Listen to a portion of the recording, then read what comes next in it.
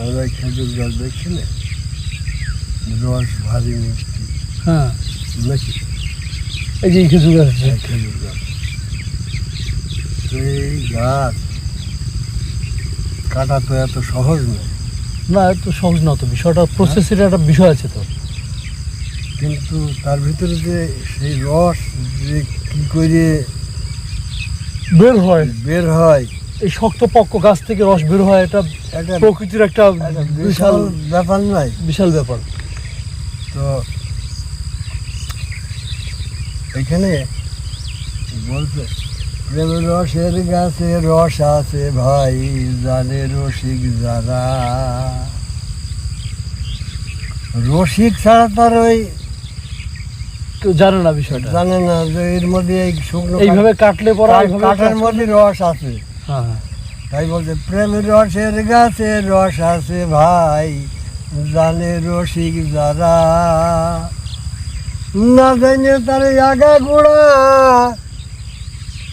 না জানে তার আগা গোড়া, কোমরেতে বেঁধে দড়া।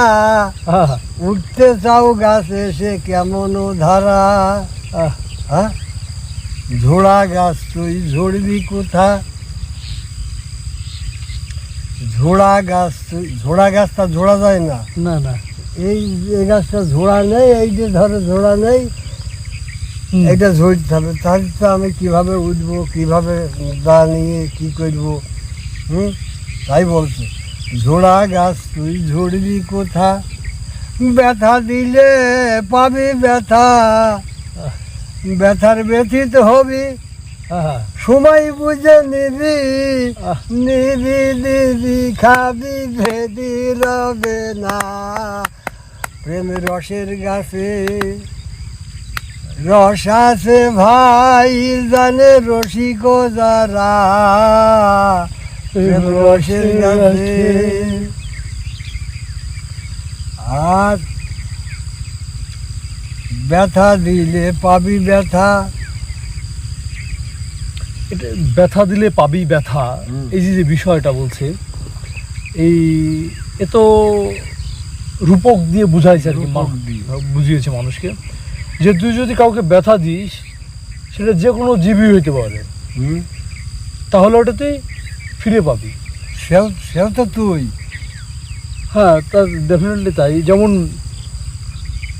নিউটন বললো যে শক্তির ক্রিয়া প্রতিক্রিয়া, যদি কোনো শক্তিকে ক্রিয়া করা হয় তার প্রতিক্রিয়া অবশ্যই। যেমন একটা দোলনা দিয়ে উনি আবিষ্কার করলো যে একটা দোলনা জোরে ধাক্কা দিলে শক্তি প্রয়োগ করলে, ক্রিয়া করলে ওইটা যত দূর যায় ওইটা বিপরীতে আবার শক্তিটা রিটার্ন আসে। সেই একই আঙ্গিকে এখানে বললো যে ব্যথা দিলে পাবি ব্যথা। হ্যাঁ, তাই বলছে না জেনে তার আগা গোড়া, মানে আগা গোড়া না জেনে। হ্যাঁ, তুমি তো কোনে আগা কোনে গোড়া এটা তো তুমি বুঝতে পারছো না। তা তো অবশ্যই না, তাহলে এটা তো আগা গোড়া তো এটা শিক্ষকের কাছে শিখে নিতে হবে। তা তো অবশ্যই, যে এটা পারদর্শী যে আর কি, যে শিক্ষক যে পারে আর কি, প্র্যাকটিক্যালি হোক থিওরিক্যালি হোক, তার কাছে শিখে নিতে হবে। ঝোড়া গাছ তুই ঝরবি কোথা, ব্যথা দিলে পাবি ব্যথা, ব্যথার ব্যথিত হবি, সময় বুঝে নিবি, নিবি দিবি খাবি, ভেদি রবে না।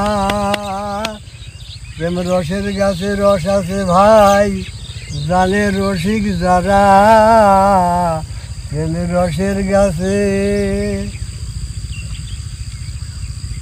অন্তরে নলিনী মোলাম, হ্যাঁ, নলিনীর পথ আগেতে যান।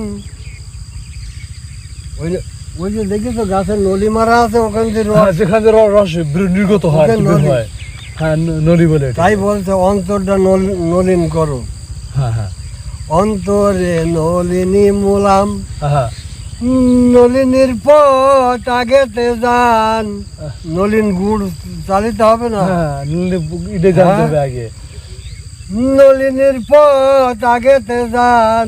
ভাড় বাঁধা নাই মুখ দিয়ে টান, নিবি দিবি খাবি, ভেদি রবে না। প্রেম রসের গাছে রস আছে ভাই, সারা গাছ জগতে আছে, আছে। ছোট দিয়ে যেও না কাছে।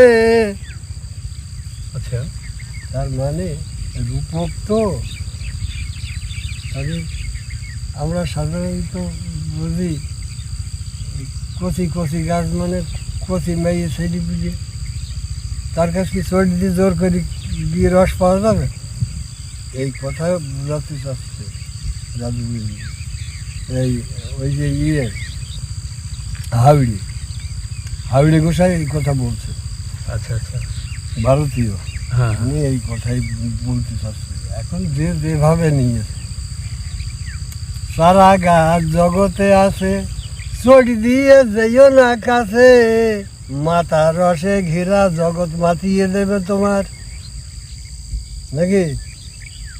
আবুল ফকির জোর করিয়ে এই কাজটা করিয়ে, যে কোনো বিষয়, যে কোনো বিষয়। শুধু ওই চড়ি দিয়ে যেও না কাছে, মাথা রসে ঘেরা জগৎ মাতিয়ে দেবে। হাওড়ে ইহাই কয় পারলে পরে হয়, হাওড়ে ইহাই কয় পারলে পরে হয়, ধরো আধারে অধর দিয়ে, প্রেম রসের গাছে রস আছে ভাই। এই অধর ধরা, সেই অধরকে ধরা যাবে তখন। প্রেম রসের গাছে রস আছে ভাই, জানে রসিক যারা, না জেনে তার আগা গুড়ায়, কোমরেতে বেঁধে দড়া, উঠতে চাও গাছে, প্রেম রসের গাছে রস আছে ভাই, জানে রসিক যারা। রসের খবর রসিকই জানে, যেমন প্রেমের খবর একজন প্রেমিকই জানে, সেই তদ্রূপ সেভাবেই বলছেন পদকর্তা। প্রেম রসের গাছে রস আছে ভাই, জানে কেবল রসিক যারা। তাহলে আমাদের রসিক হতে হবে, রসিক হইতে হবে, গাছ কাটা দিয়ে বুঝিয়েছে। হ্যাঁ, রূপকভাবে বুঝিয়েছে। অসাধারণ একটা পদ শুনলাম দাদুর মুখে, এই হাওড়ে গোসাই পদ অবলম্বনে।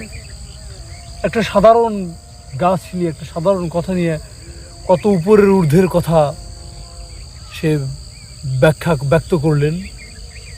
আর এভাবেই সব কিছু ঘেরা আছে আর কি। ঘেরা আছে। হয়তো আমরা অতিশয় নির্বোধ বা অজ্ঞ, এই কারণে আমরা অনেক কিছু বুঝতে পারি না। ধন্যবাদ। পরের গানে আবার আমরা ফিরে যাব।